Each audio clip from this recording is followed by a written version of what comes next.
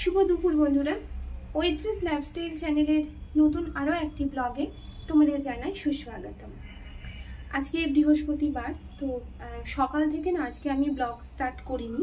আজকে দুপুর থেকে, এখন সম্ভবত ঘড়িতে বাজে 12টা কি 12:30 মতো বাজে। তো যাই হোক, এখন থেকেই ব্লগিং শুরু করছি। তো তোমরা প্লিজ আজকের ব্লগের শেষ পর্যন্ত তোমরা সঙ্গে থেকো।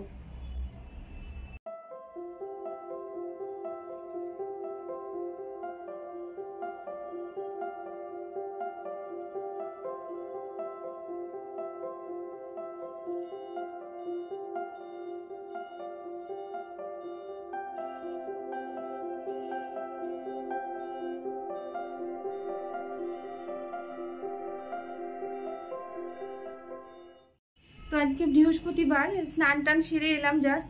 তো আজকে স্নান করতেও অনেকটা লেট হয়ে গেল, এতটা হওয়ার কথাই নয়। ঘরের কাজ সব হয়ে গেছিলো, ঠিক যখন স্নানে যাব তার আগে আবার জল শেষ হয়ে গেছে ট্যাঙ্কির। তো কি আর করবো, একটু অপেক্ষা করছিলাম, কেননা কাজটা সেরে না সত্যি হাঁপিয়ে গেছিলাম। তারপর আর এই 4তলা থেকে আবার নিচে গিয়ে ট্যাঙ্কি লোড করা একদমই ইচ্ছে করছিল না। যাই হোক, আরও অন্যান্য ফ্যামিলি থাকে, কেউ একজন গিয়ে যাই হোক জলটা তুলেছিলেন, তাই স্নান টান সেরে জাস্ট এলাম। ঠাকুর পুজো দেওয়া হয়নি, তো এবারে ঠাকুর পুজোটা আগে দিয়ে নিই।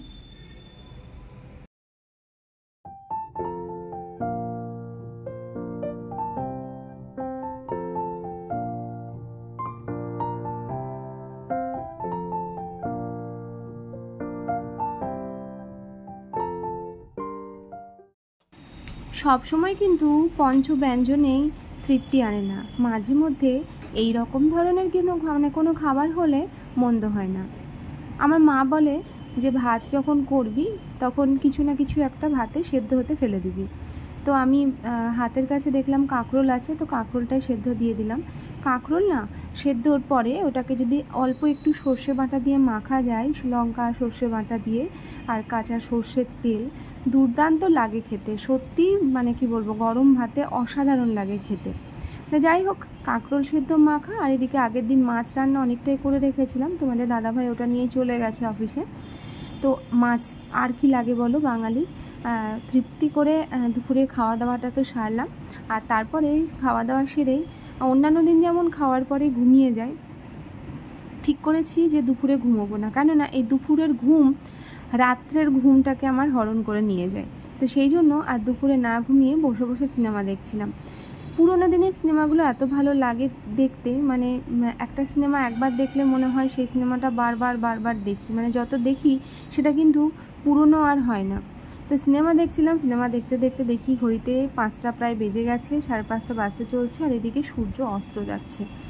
কি সুন্দর লাগছে দেখতে, চারপাশটা অসাধারণ লাগছিল। তো ব্যালকনিতে এসে অনেকক্ষণ আমি দাঁড়িয়েছিলাম, অনেকক্ষণ দাঁড়িয়ে সময় কাটাচ্ছিলাম। অপরূপ একটা সৌন্দর্য আকাশের, প্রকৃতির, দু চোখ ভরে জাস্ট শুধু দেখছিলাম। সন্ধ্যাও লেগে এসেছে, তো সন্ধ্যাটাও দিতে হবে। তো অনেকক্ষণ দাঁড়িয়ে সময় এখানে কাটাতে তারপরে মনে পড়লো যে না, চারপাশে শাঁখ বাজছে, সন্ধ্যা লেগে গেছে, এবার বাড়িতে আবার নিজের ঘরেও সন্ধ্যাটা দিতে হবে। তাই একদম চলে গেলাম ঠাকুরের ঘরে, ঠাকুরের কাছে সন্ধ্যা দীপটা দেওয়ার জন্য।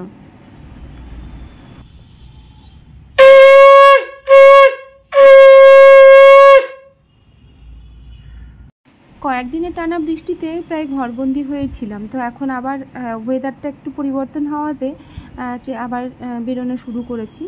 তো বেরিয়েই রাস্তায় পাশে একটা পাড়াতেই দেখছি পুজোর প্যান্ডেল শুরু হয়ে গেছে।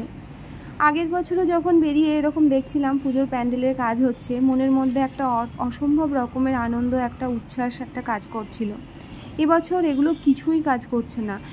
মনের মধ্যে যে পুজো নিয়ে একটা বাঙালির সবথেকে বড় উৎসব দুর্গোৎসব, তো সেটা নিয়ে যে বাঙালির এত প্ল্যানিং থাকে এবছর যেন কোনো কিছুই আর চোখে পড়ছে না। হয়তো প্যান্ডেল হচ্ছে, জানি না কতটা কি হবে। যাই হোক, একদম হাঁটতে বেরিয়েছিলাম, আর সেখান থেকে বেশ কিছু বাজার টাজার করার ছিল, সেগুলো করে নিয়ে ফিরলাম। একটা ব্রাউন ব্রেড নিয়েছি, 1 প্যাকেট দুধ নিয়েছি, ভিনিগার নিয়েছি। ভিনিগারটা যেটা ছিল ডেট এক্সপায়ার হয়ে গেছিলো, তো ওটা ফেলে দিয়েছি। তো এই সমস্ত জিনিসপত্র নিয়ে এসে সঙ্গে সঙ্গে ফ্রিজে তুলে রাখলাম। পড়ে থাকলে আবার পরে কখন তুলতে ইচ্ছে হবে, তখন অনেকটাই দেরি হয়ে যাবে। দুপুরে খাওয়ার পরে বাসন টাসনগুলো কিছুই ধুয়েছিলাম না। তো ভাবলাম বাইরে থেকে এসেছি যখন, আর বসে লাভ নেই, পরপর কাজ যেগুলো আছে সেগুলোকে সব একদম কমপ্লিট করে নিই।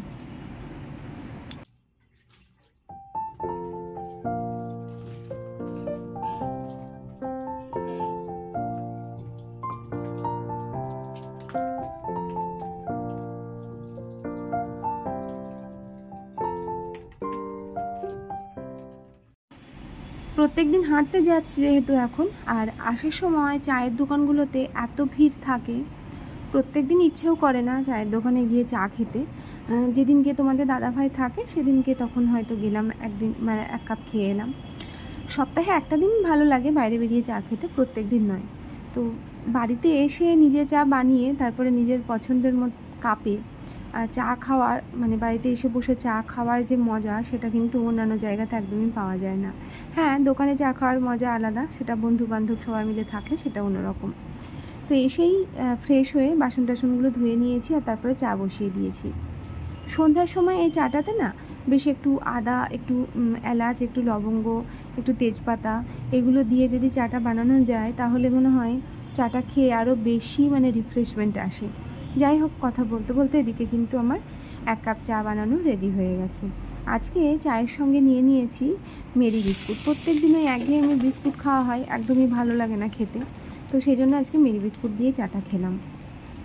তোমাদের দাদাভাই অফিস থেকে চলে এসেছে। আজকে ভেবেছিলাম যে রাত্রে ওটস বানিয়ে নেব, আর অন্য কিছু করব না। চিকেন আছে, তো ওকে তোমাদের দাদাভাইকে বললাম যে রুটি করব না ওটস করব, তাতে মানে ওর একটু মানে অপছন্দই হলো যে না কেন রুটি কেন হবে না। হ্যাঁ, যাই হোক, তারপরে বললো যে না ঠিক আছে চলো ওটস যখন বানাবে ওটসই খেয়ে নেবো, কোনো সমস্যা নেই। বসে গল্প করছি, হঠাৎ কি জানি কি মনে হলো, হ্যাঁ, 1 লাফে উঠে এসে একটা পেঁয়াজ আগে ছোটো ছোটো করে কেটে নিলাম, আর তার সঙ্গে একটা লঙ্কাও কেটে নিয়েছিলাম।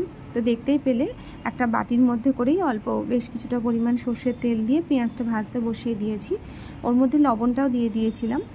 তো বেশি ভাজা হবে না, একটু হালকা লালচে মতো ভাব এলেই ওটা নামিয়ে নেব।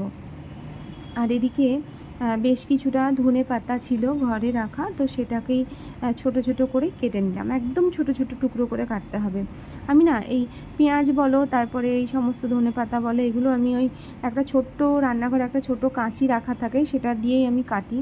অনেকে ওই কি বলে মানে বটিতেই হয়তো লঙ্কাটাকে চিড়ে নিল বা এ করলো, আমি একদমই না, কেননা ওই ভুল করে শুধু ওই লঙ্কা কাটার পরে সেই হাতটা আমার চোখেই যায়। হ্যাঁ, তো সেই জন্য একটা কাঁচি রেখে দিয়েছি, কাঁচি দিয়ে কাটি। বেশ ভালো করে একদম ছোট্ট ছোট্ট টুকরো করে বেশ কিছুটা পরিমাণ ধনেপাতা আর কি কুচিয়ে নিলাম। আর এদিকে পেঁয়াজটা ভাজা আমার প্রায় হয়ে এসেছে বলতে গেলে, মানে আর 1 মিনিট মতো হলেই হয়ে যাবে। এদিকে পরিমাণ মতো আটাটাও নিয়ে নিয়েছি আমি। তো ভাবলাম একঘেয়েমি রুটি খাওয়ার থেকে একটু অন্যরকম কিছু আজকে খাওয়া যাক। তো আটাটা নিয়ে নিয়েছি, আটার মধ্যে একটু লবণ দিয়ে দিয়েছিলাম, আর যেটা পেঁয়াজটা ভাজলাম সেই ভাজা পেঁয়াজটা এর মধ্যে দিয়ে দিয়েছি, আর তার মধ্যে দিয়ে দিলাম কুচিয়ে রাখা ধনেপাতাটা।